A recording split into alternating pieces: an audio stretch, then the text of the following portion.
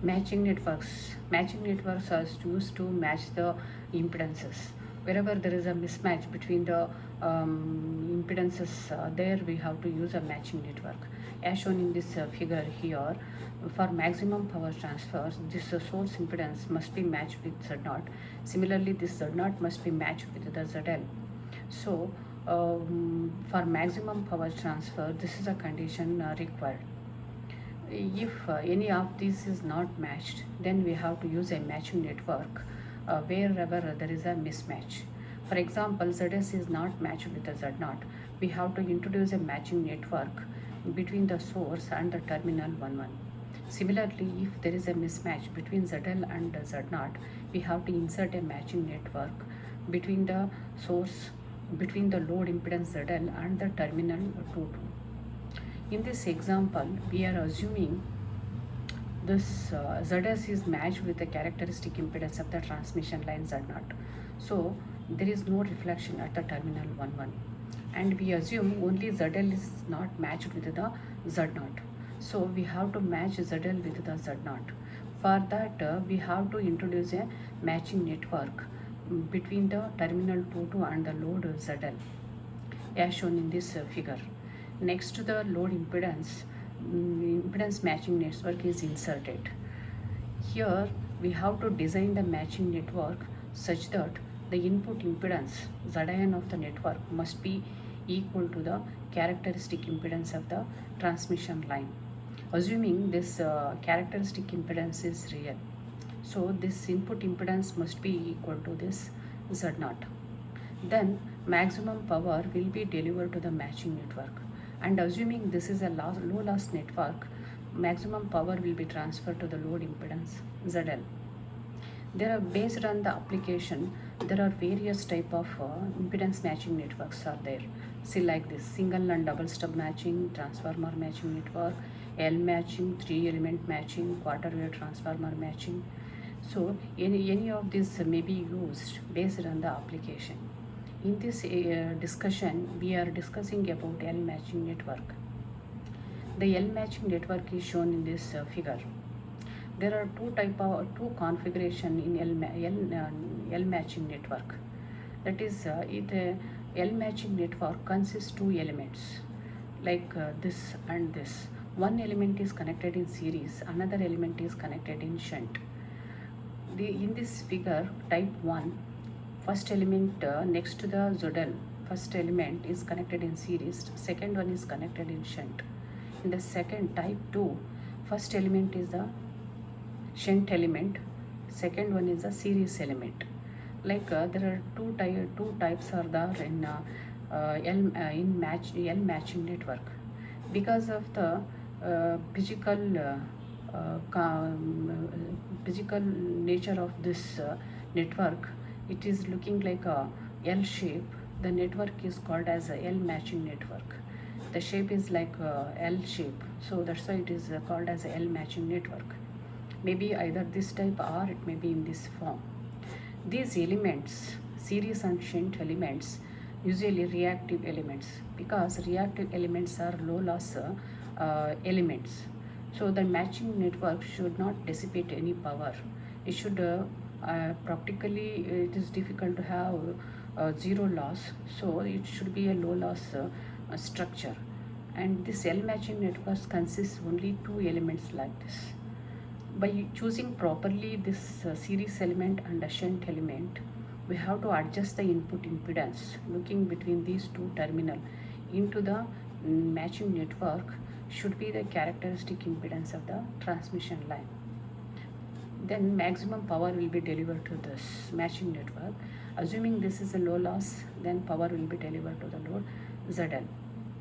So here the series and shunt elements in this L matching network is a inductor, it may be a capacitor. Reactive elements means inductor and capacitor.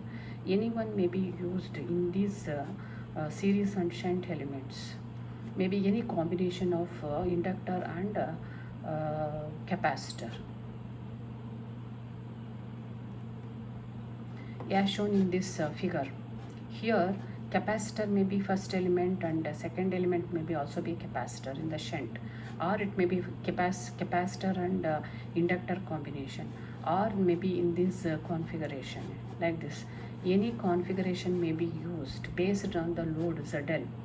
You can match the input impedance of this looking towards here to the characteristic impedance of the Z0 looking in this direction should be equal to this Z0. So a combination of this series shunt and load should provide an input impedance equal to Z0.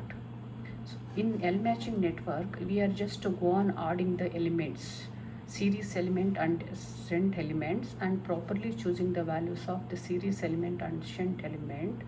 You should bring the input impedance from ZL to the value equal to Z0.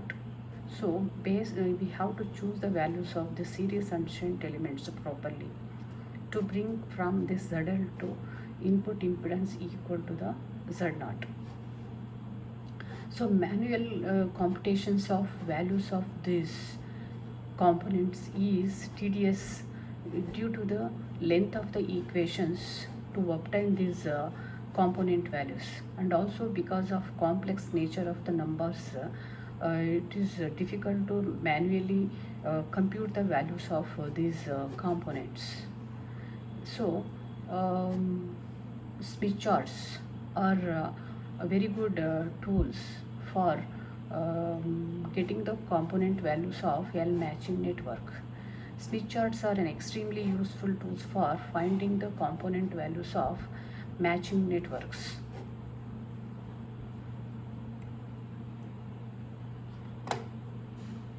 Smith chart.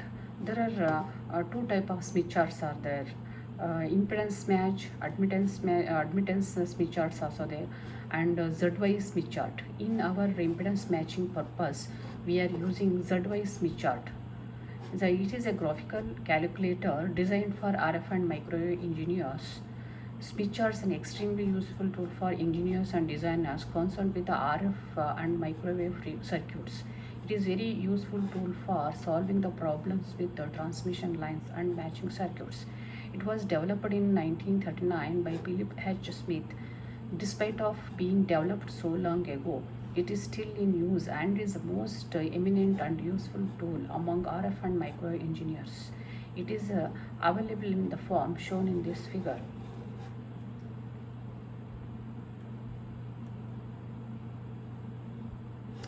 Actually, that ZY Smith chart is a combination of four circles. As shown in this figure, it is a combination of four circles: resistance circles, reactance circles, conductance circle, and susceptance circles. This resistance circle and reactance circles associated with the impedance. Conductance circle and susceptance circles are associated with the admittance. As we know, when we are assuming this ZS is matched with the ZL, Z0, there is a reflection if ZL is not matched with the Z0. Assume this ZL is not matched with the Z0 in this case. So there is a reflected wave like this. This reflected wave amplitude and phase depends upon the value of ZL. We can calculate the deviation of the amount of reflection using a parameter called as reflection coefficient. This reflection coefficient is given by reflected wave phasor divided by the incident wave phasor. It says how much this reflected wave is deviated in its amplitude and phase with respect to the incident wave. If you know ZL and Z0, we can calculate the reflection coefficient. Reflection coefficient can also be written like this: ZL by Z0 divided ZL by Z0 minus 1 divided by ZL by Z0 plus 1. Here ZL by Z0 is replaced by the impedance called as normalized impedance. ZL by Z0 is called as the normalized impedance. Small letter Z is used for representing the normalized impedance. This normalized impedance, again, it's a complex R plus JX. R represents the normalized resistance and X represents the normalized reactance. Here, reflection coefficient in terms of normalized impedance is Z minus 1, Z plus 1. This Z is normalized impedance. Reflection coefficient depends upon the value of normalized impedance instead of actual values of ZL and Z0, because many combinations of ZL and Z0 may give a common value of normalized impedance Z. So many combination of ZL and Z0 give a common value of Z, that will give a common value of reflection coefficient.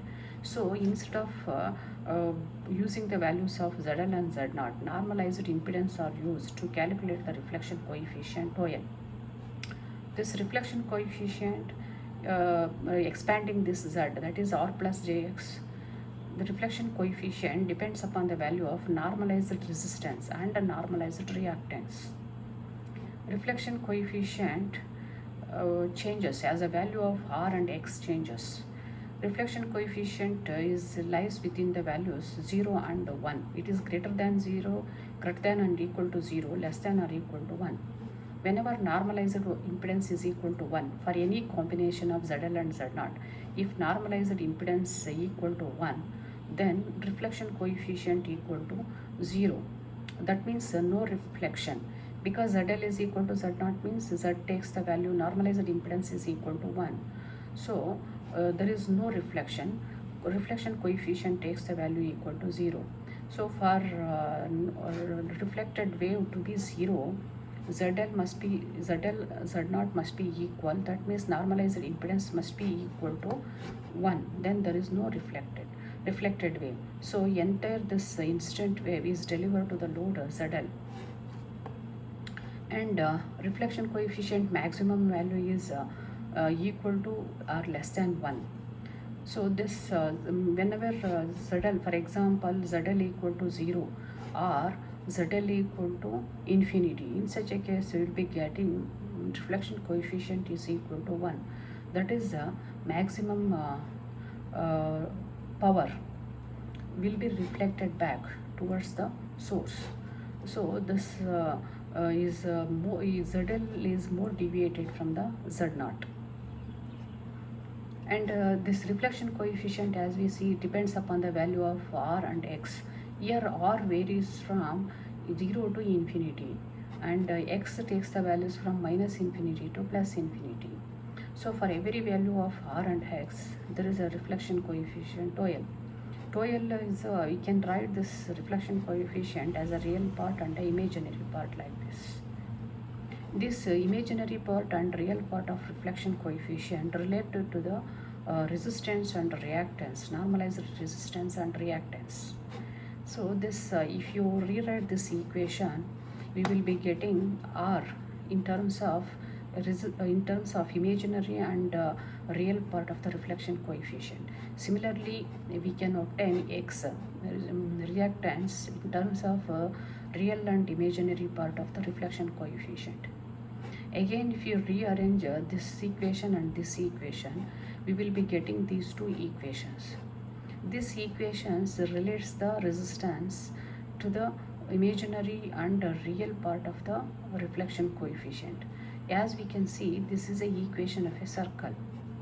So the reflection coefficient related to the resistance in a through a circle equation. Similarly, it is related to reactance, also related to the reflection coefficient through a circle equation.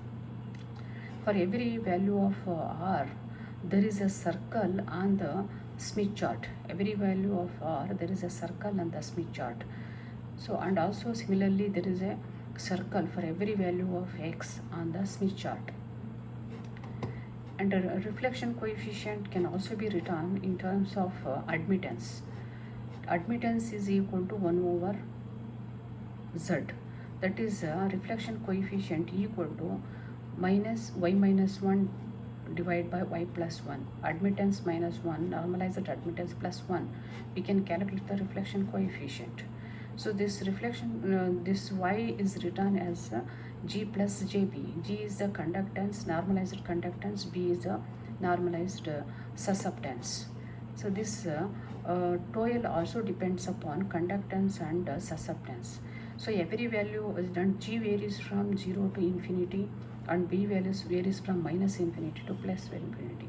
For every value of B and G, there is a reflection coefficient tau l.